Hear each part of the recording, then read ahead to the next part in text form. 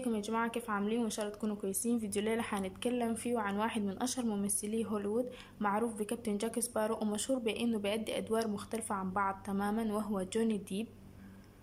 جوني ديب هو ممثل ومنتج ومخرج وكاتب سيناريو وكمان عازف جيتار.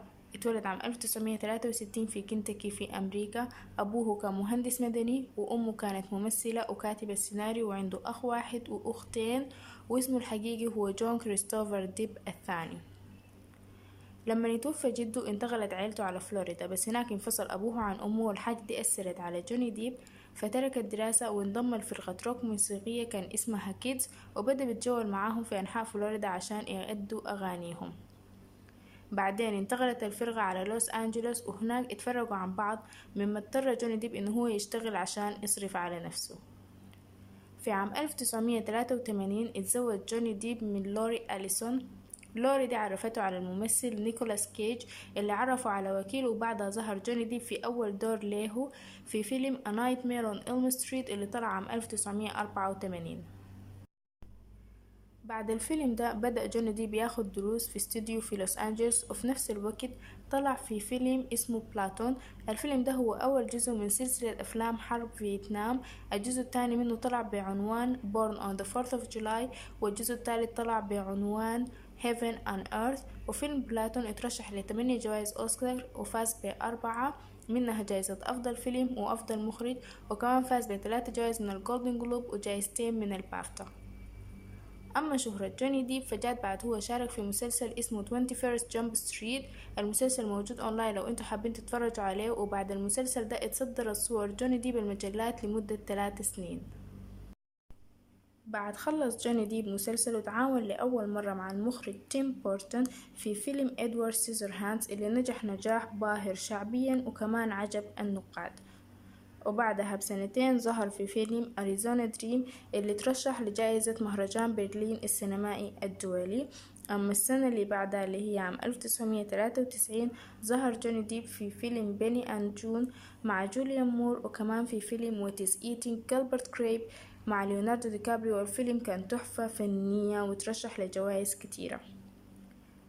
في عام 1994 رجع جوني ديب يتعاون مع المخرج تيم بيرتون في فيلم إد وود. الفيلم جمع جوائز كتيرة، ولكن فشل في شباك التذاكر لأنه جمع حوالي 5 مليون دولار، في حين إنه ميزانيته كانت 18 مليون دولار. بعدها ظهر جوني ديب في فيلم دون جوان دي ماركو مع الممثل العظيم مارلون براندو، بطل أول فيلم من سلسلة أفلام The Godfather، والفيلم أخرجه مخرج سلسلة أفلام The Godfather فرانسيس فورد كوبولا. الفيلم كان ناجح وترشح لجائزة الأوسكار. أما في عام 1997 ظهر جوني ديب مع الباتشينو في فيلم دوني براسكو اللي ترشح للأوسكار، وكمان في نفس السنة ظهر مع مارلون براندو في فيلم The Brave، والفيلم ده ترشح لجائزة الجولدن جلوب. السنة اللي بعدها ظهر جوني ديب مع كاميرون دياز في فيلم Fear and Loathing in Las Vegas اللي ترشح لجائزة الجولدن جلوب بمهرجان كان السينمائي. أما عام 1999 رجع جوني ديب يتعاون مع المخرج تيم بيرتون في فيلم سليبي هولو اللي مأخوذ عن أسطورة أمريكية قديمة، والفيلم شارك في إنتاجه فرانسيس فورد كوبولا، وكان عمل ضجة كبيرة وترشح لجوائز كتيرة وفاز بجائزة الأوسكار. وفي نفس السنة ظهر جوني ديب في فيلمين تاني، الأول هو The Astronauts Wife مع الممثلة تشارلز ثيرون، والثاني هو فيلم The Ninth Gate مع المخرج رومان بلانسكي، وفاز رومان بلانسكي بجائزة اليوروبيان فيلم أوورد عن الفيلم وعن مسيرته كلها، وكمان فاز جوني ديب بأكبر جائزة فنية في فرنسا وهي جائزة السيزار.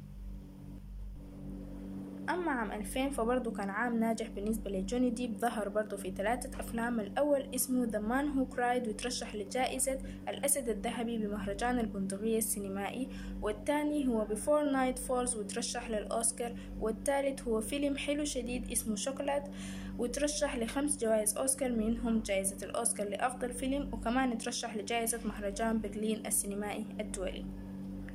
ومع بداية الألفينات جوني ديب بقى أسطورة سينمائية، واحد من أعظم أساطير هوليوود وأفضل مجسد للشخصيات على الإطلاق.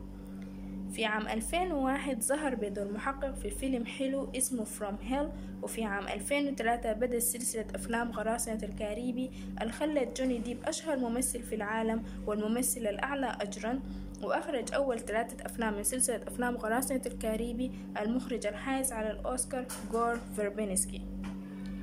اترشح أول جزء من سلسلة أفلام قراصنة الكاريبي ل5 جوائز أوسكار، من بينهم أفضل ممثل رئيسي لجوني ديب، وفاز بجوائز عالمية كثيرة وحقق أرباح عالية قربت تصل 800 مليون دولار.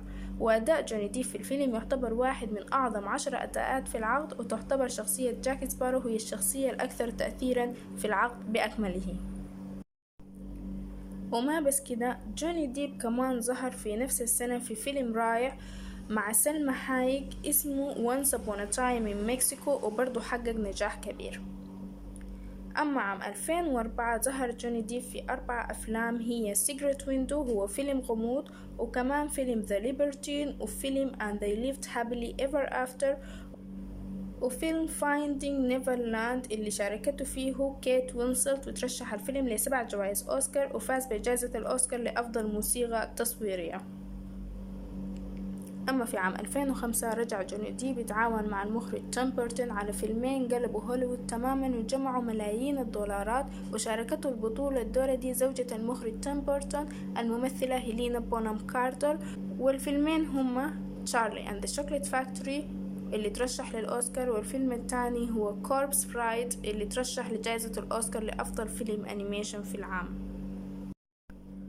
وفي عام 2006 طلع الجزء الثاني من سلسلة أفلام قراصنة الكاريبي اللي بقى ثالث فيلم في التاريخ تتجاوز أرباحه $1,000,000 وجمع كمية من جوائز المؤثرات البصرية بما فيها جائزة الأوسكار. وفي السنة اللي بعدها في عام 2007 طلع الجزء الثالث من سلسلة أفلام قراصنة الكاريبي وأرباحه قاربت $1,000,000 وترشح للأوسكار وعدد كبير من الجوائز العالمية. وكمان ظهر جوني ديب في التحفة السينمائية سويني تود The Demon Barber of Fleet Street مع هيلينا بونهام كارتر ومن إخراج المخرج تيم بيرتون، والفيلم بقى أيقونة سينمائية وفاز بالأوسكار وترشح عنه جوني ديب لجائزة الأوسكار لأفضل ممثل. وفي عام 2009 شارك ديب في فيلم سبون بوب سكوير بينز، وظهر كمان في الفيلم الرائع المرشح لجائزتين أوسكار The Imaginarium of Dr. Parnassus مع الممثل الراحل هيث ليدجر. وكمان في نفس السنة ظهر في فيلم Public Enemies مع الممثل كريستيان بيل.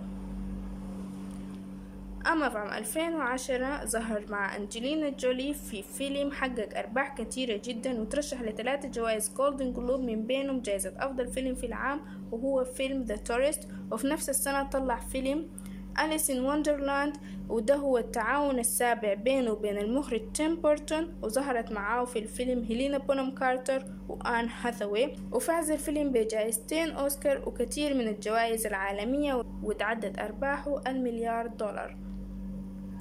أما في عام 2011 أنتج جوني ديب فيلم رانجو، الفيلم الفائز بجائزة أفضل فيلم أنيميشن في عام 2011، والفيلم ده جمع شمله مع المخرج غور فيربينسكي مخرج أول 3 أفلام من سلسلة أفلام قراصنة الكاريبي. وفي نفس السنة طلع في فيلم The Room Diary مع الممثلة أمبر هيرد، وتزوجوا في عام 2015 بس انفصلوا السنة اللي بعدها طوالي. وفي نفس السنة كمان طلع جوني ديب في الجزء الرابع من سلسلة أفلام قراصنة الكاريبي مع الممثلة بينولوبي كروز، والفيلم اتعرض في مهرجان كان السينمائي وأرباحه كانت أكثر من $1,000,000.